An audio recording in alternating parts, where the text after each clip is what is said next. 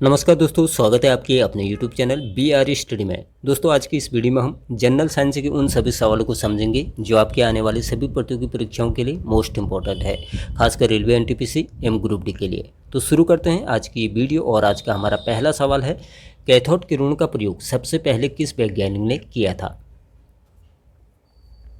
तो कैथोड किरणों का प्रयोग जो किया था सबसे पहले जे थॉमसन नामक एक वैज्ञानिक थे। इन्होंने जो है कैथोड किरणों का प्रयोग किया था। 2R3 किस तत्व का इलेक्ट्रॉनिक विन्यास है? तो 2R3 जो है एल्यूमिनियम तत्व का जो है इलेक्ट्रॉनिक विन्यास होता है। अगला सवाल है, किसी वस्तु के जड़त्व को मापने के लिए किसका प्रयोग किया जाता है? तो किसी भी वस्तु के जड़त्व को मापने के लिए द्रव्यमान का जो है प्रयोग किया जाता है। अगला सवाल है, पृथ्वी तल पर किस वस्तु का भार सबसे ज़्यादा होगा? तो पृथ्वी तल पर किसी वस्तु का भार सबसे ज़्यादा कहाँ पर होगा? तो पृथ्वी के पोल पर जो है सबसे ज़्यादा भार होगा। अगला सवाल है, क्षारीय माध्यम में लिटमस का रंग कैसा होता है? तो क्षारीय माध्यम में लिटमस का रंग जो होता है नीला इसका रंग होता है। अगला सवाल है, टाइटेनियम आवर्त सारणी के किस ब्लॉक में उपस्थित है? तो टाइटेनियम धातु जो है आवर्त सारणी के डी ब्लॉक में जो है उपस्थित है। अगला सवाल है, किसका जलीय विलयन नीले लिटमस को लाल कर देता है? तो कॉपर सल्फेट का जो जलीय विलयन होता है नीले लिटमस को जो है लाल कर देता है। अगला सवाल है, जब एक प्रबल अम्ल दुर्बल क्षार से क्रिया करता है तब प्राप्त लवण की प्रकृति हो गई। तो जब एक प्रबल अम्ल जो होता है दुर्बल क्षार से क्रिया करता है तब प्राप्त लवण की प्रकृति जो होती है अम्लीय होती है। अगला सवाल है, आवर्तकाल का मात्रक क्या होता है? तो आवर्तकाल का जो मात्रक होता है सेकंड में जो है आवर्तकाल को जो है मापा जाता है। जल का जमना किस प्रकार का परिवर्तन है? तो जल का जमना जो है एक भौतिक परिवर्तन का एक उदाहरण है। अगला सवाल है, प्याज किसका एक रूपांतरित रूप है? तो प्याज जो है तने का एक रूपांतरित रूप होता है। अगला सवाल है, किसी नाभिक से बीटा कण के उत्सर्जन के फलस्वरूप बनते हैं? तो किसी नाभिक से बीटा कण के उत्सर्जन के फलस्वरूप जो है संभारिक बनते हैं। अगला सवाल है, ओजोन परत की मोटाई किस में मापी जाती है? तो डॉप्सन में जो है ओजोन परत की मोटाई को जो है मापा जाता है। अगला सवाल है, उच्च प्रतिरोध को मापने के लिए किसका प्रयोग किया जाता है? तो उच्च प्रतिरोध को मापने के लिए जो है मेगर का प्रयोग होता है। अगला सवाल है, शुष्क सेल का धनात्मक छेड़ा जिसे टर्मिनल भी कहा जाता है किसका बना होता है? तो शुष्क सेल का जो धनात्मक छेड़ा या फिर टर्मिनल जिसे कहा जाता है वह कार्बन का बना होता है। जब एक छोटा पिंड बड़े पिंड के चारों ओर घूमता है तो वह कहलाता है?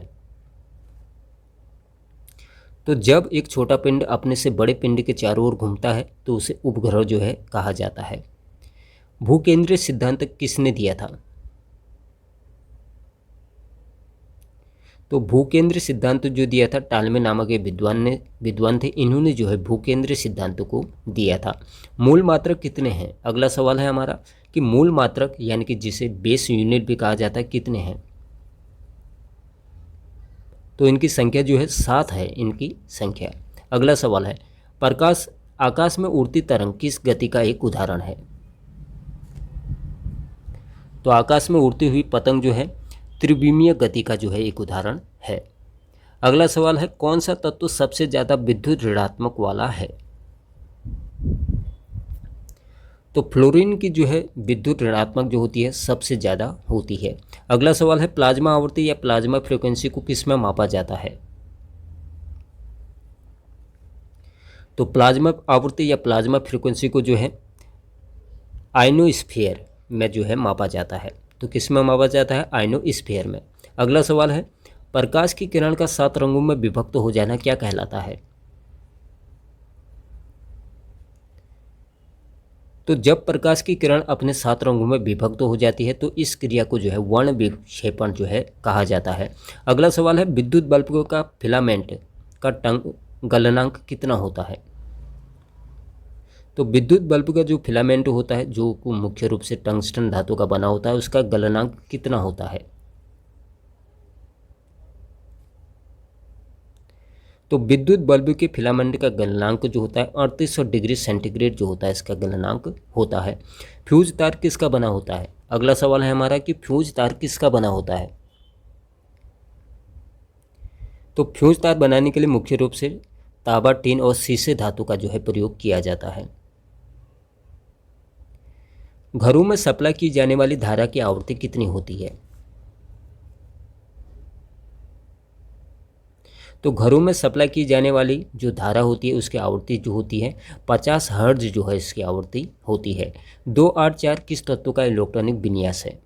तो आपको बताना है कि 284 किस तत्व का इलेक्ट्रॉनिक विन्यास होता है।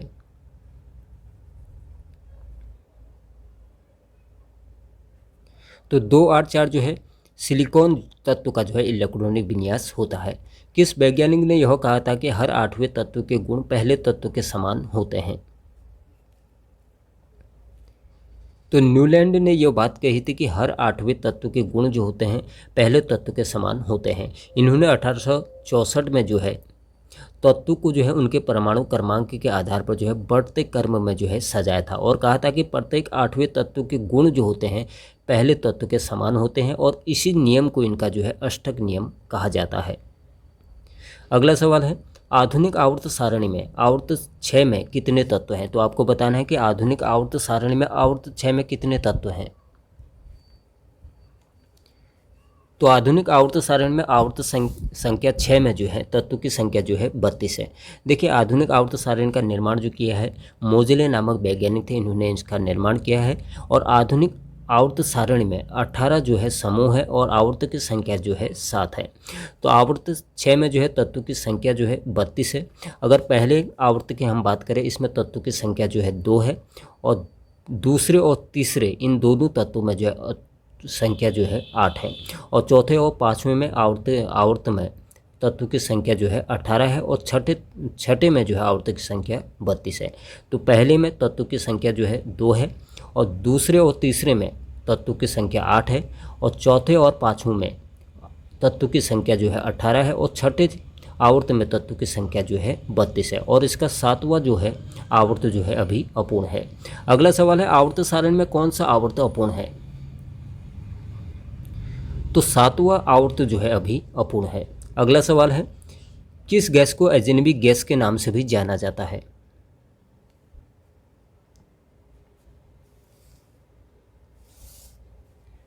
तो जिनोन को जो है अजनबी गैस के नाम से भी जाना जाता है। इसके परमाणु क्रमांक की हम बात करें तो 54 जो होता है इसका परमाणु क्रमांक होता है और इसे XE से जो है दर्शाया जाता है। अगला सवाल है चने की पत्तियों में कौन सा अम्ल पाया जाता है?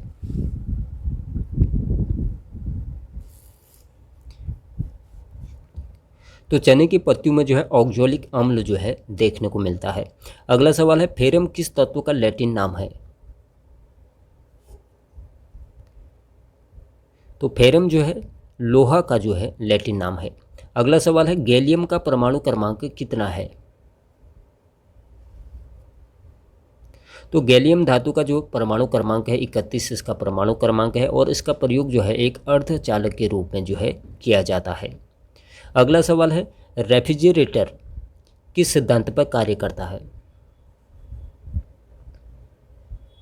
तो यह जो है वाष्पीकरण के सिद्धांत पर जो है कार्य करता है। अगला सवाल है हेलियोस्कोप यंत्र का प्रयोग किसे देखने के लिए किया जाता है? तो हेलियोस्कोप यंत्र का प्रयोग जो है सूर्य या फिर सन स्पॉट को देखने के लिए होता है। तो दोस्तों ये थे आज के कुछ मोस्ट इंपॉर्टेंट सवाल। आशा है आज की ये वीडियो आपके लिए यूजफुल रही होगी। मिलते हैं अपने अगले वीडियो के साथ, तब तक के लिए जय हिंद।